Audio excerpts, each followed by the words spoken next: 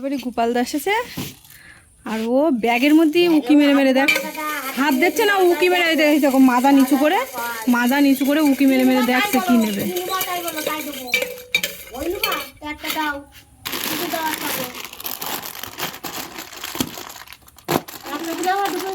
না একটাই দাও বলছি, আসে রিং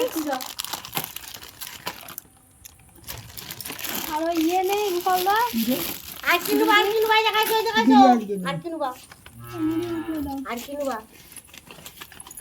আমার কষ্ট হয়ে গেছে। এটা কি মুড়ি মাখা দুটো বাদাম টাদাম দিয়েছে বেশি। আগে আগে দেখো গলা উঁচু করে দেখছে আগে। কিরম করে দেখছো?